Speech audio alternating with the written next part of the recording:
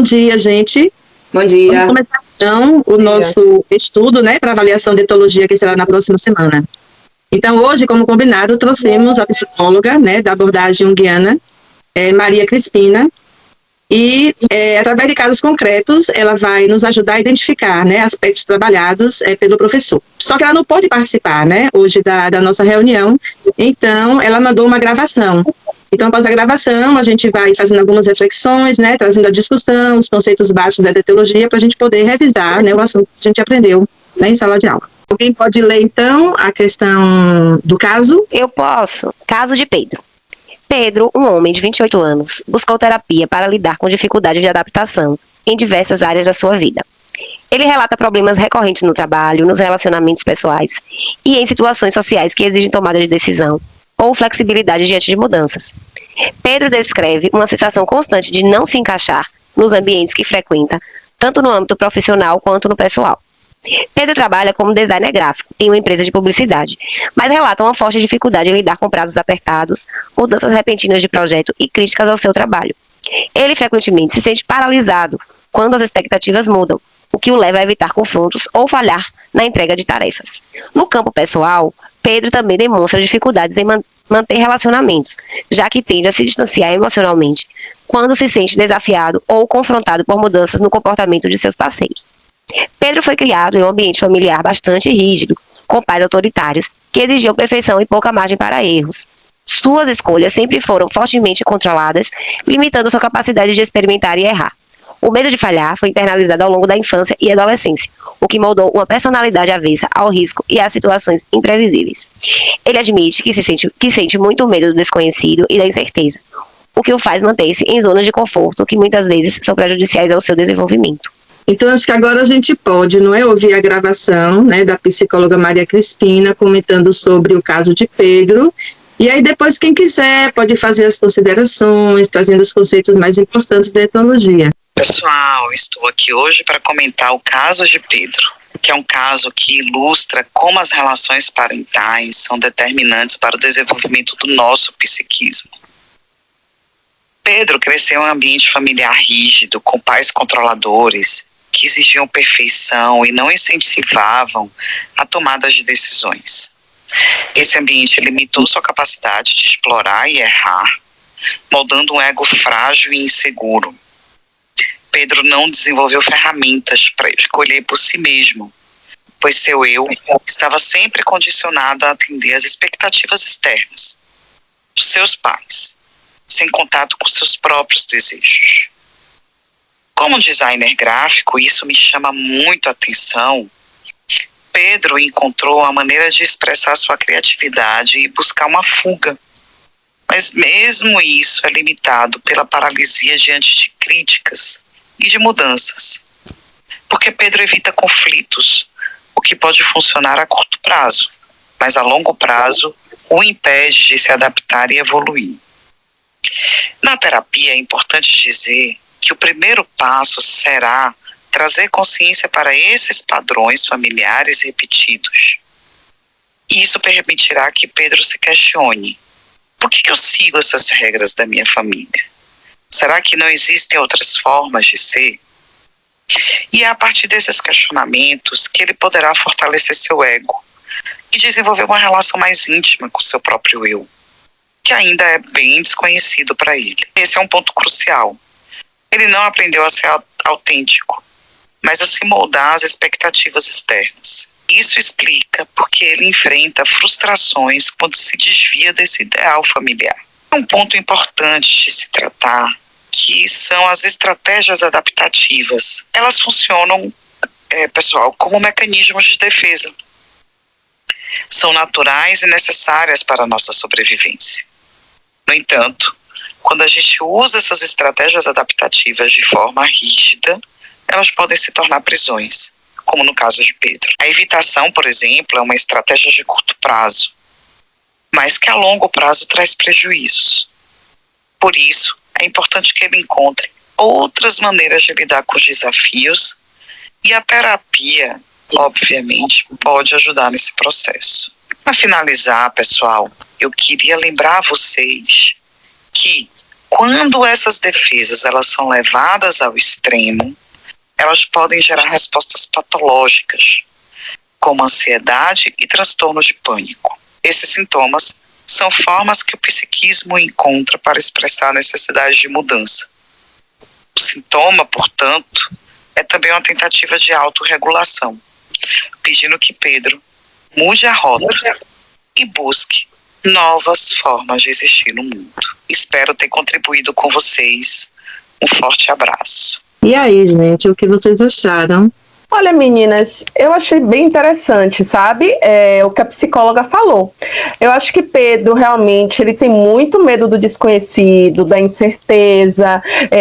Ao que me parece também, ele é uma pessoa, né, mais controladora. Isso pode acarretar realmente uma tendência maior à ansiedade. Eu estou lembrando aqui da aula do nosso professor Cláudio, quando ele nos falava a respeito da perspectiva evolucionista, né, de alguns comportamentos, algumas emoções. Então ele nos explicou que aquilo que a gente considera hoje como transtorno, ele pode, né, esses transtornos podem representar aí defesas contra ameaças à sobrevivência dos nossos antepassados, né, do ambiente bem hostil que os nossos antepassados habitavam. Então, se a gente for ver por esse ângulo, os transtornos são aspectos importantes, funcionam assim como adaptação.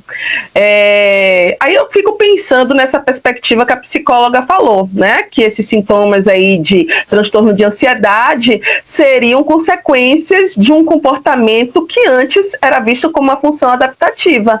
Então, se a gente for olhar por esse prisma, as psicopatologias seriam entendidas como subprodutos de comportamento que foram, de fato, adaptativos.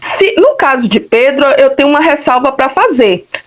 A gente pode até considerar que a ansiedade ela é boa, sim, quando ela se mantém em patamares não muito elevados, porque ela realmente tem uma função adaptativa, né? Ela desempenha um mecanismo de defesa ali frente a uma situação de perigo. Mas no caso de Pedro, ao que me parece, o comportamento que ele deflagra, né, quando ele se vê diante de uma situação de perigo, pode ser realmente bem desproporcional ao que realmente esse perigo representa. Eu fiquei pensando sobre isso. Porque é muito importante, né, que Pedro ele trabalhe, né, as formas mais adaptativas de lidar com a incerteza, para que essa ansiedade não venha paralisar, né, ele diante dos desafios, né, que ele enfrenta no momento presente e que com certeza, né, enfrentará durante toda a sua vida. Aí, Simone, você quer falar agora? Quero sim. Eu estava fazendo algumas anotações aqui enquanto a psicóloga falava. E quando ela relata que Pedro, mesmo já sendo adulto, ele vive da maneira que ele foi ensinado pelos pais, sem ter autonomia para fazer as próprias escolhas. Também quando ela menciona que ele revela uma grande insegurança psíquica, que ele tem um ego extremamente frágil, eu notei que a gente pode relacionar essa fala dela com o conceito de ontogênese. A ontogênese, né, ela, como a gente estudou, ela se refere ao desenvolvimento do indivíduo que ele tem ao longo da vida, tanto em termos biológicos quanto psicológicos. E como fatores ambientais, experiências e interações contribuem, né, para moldar a personalidade, crenças e comportamentos dessa pessoa. No caso de Pedro, nós sabemos que ele cresceu em um ambiente familiar que era autoritário, que era rígido, onde havia uma demanda constante por perfeição e pouco espaço para erro. Bom, foi nesse contexto familiar dele que, durante as fases inicial do desenvolvimento, moldou a forma como ele percebe a si, percebe o mundo também, né? No processo de ontogênese, as influências das figuras parentais, elas são cruciais, especialmente na infância e na adolescência, que são períodos que são citados no caso. E são períodos onde a crença e as crenças centrais e os esquemas cognitivos são formados, então são de extrema importância. Inclusive, na gravação, né, a psicóloga, ela enfatiza essa insegurança psíquica, né, como consequência do contexto familiar em que Pedro vivia. Oi, Tice, pode dizer. Gente, eu estava aqui pensando nesse caso, né, relacionando um pouco esses conceitos da gente, e a filogênese foi o que mais tinha me deixado confusa. Então, eu queria partilhar com vocês para ver se eu estou alinhada. A meu ver, esse comportamento de evitação, né, em situações desafiadoras, com esses prazos apertados e mudanças inesperadas, né, me faz pensar que ele pode estar associado à história evolutiva do comportamento, remetendo lá atrás, um pouco com os nossos ancestrais, né, os primatas, porque essa capacidade, né, de evitação aumentava a possibilidade, a chance de sobrevivência, né, diante a perigos de um predador, ou o que fosse. Então, eu acho que a gente poderia, né, considerar como uma resposta melhor para explicar esse comportamento a filogênese. Mas penso que no caso de Pedro isso pode estar sendo um obstáculo, porque está paralisando ele, né, está impedindo que ele tenha esse crescimento pessoal. Mas o que me deixa mais curiosa, né, diante de tudo que a gente está vendo aí, é que fica claro como ainda existem, né, esses comportamentos evolutivos influenciando na nossa vida e que a gente não percebe. Sim, eu quero fazer uma observação também. Sobre todas essas questões que estavam sendo discutidas, eu fiquei lembrando de uma aula em que o nosso professor, né, professor Cláudio, falou sobre os mecanismos de defesa, né, que estão diretamente relacionados com o valor adaptativo. Então, nessa aula, ele falou sobre os mecanismos de defesa, como eles podem agir até que a consciência nos forneça novas estratégias. E eu fiquei pensando sobre a relação disso com o conceito de valor adaptativo. E pensando nisso, eu penso que há uma relação interessante entre o conceito de valor adaptativo na etologia e a função dos sintomas psicológicos. Nos animais, por exemplo, um comportamento adaptativo é aquele que, mesmo que tenha consequências negativas a longo prazo, garante a sobrevivência em um determinado momento. E eu notei que algo semelhante ocorre com os sintomas psicológicos, como ansiedade ou até mesmo pânico, já que eles podem ser vistos como a tentativa do psiquismo de se adaptar a uma situação de estresse ou até mesmo de ameaça. Esses sintomas também podem ser uma forma do organismo sinalizar que algo está errado e que é necessário mudar de rota ou estratégia. E isso, a curto prazo, né, protege a pessoa, mantendo-a alerta ou evitando o enfrentamento direto de uma situação percebida como perigosa. No entanto, a longo prazo, quando esses sintomas persistem, podem se tornar ambiciosos, pois acabam limitando a capacidade de respostas adequadas. Também fiquei refletindo sobre isso, né? Porque nós podemos pensar também que, da mesma forma, né, que no ambiente natural, alguns comportamentos adaptativos, eles garantem, né, a sobrevivência, no contexto psicológico, esses sintomas também têm a sua função protetiva, né? Então, o desafio de Pedro, né, agora, talvez seja mesmo aprender, né, a reconhecer quando é que essa proteção ela vai se tornar uma barreira, e ele encontrar novas estratégias, né, que possam ajudá-lo a lidar melhor, né, de maneira mais eficaz com as pressões, né, as incertezas que a vida vai trazendo para ele. Assim, que as nossas reflexões, né, elas foram bem pertinentes, né, gostei muito desse momento de estudo, né. Então, eu penso que após nessa reunião, todo mundo vai fazer, né, uma boa avaliação, né, individualmente a gente vai procurando mais se aperfeiçoar, e aí quando o professor passar outros temas, né, a gente continua aqui.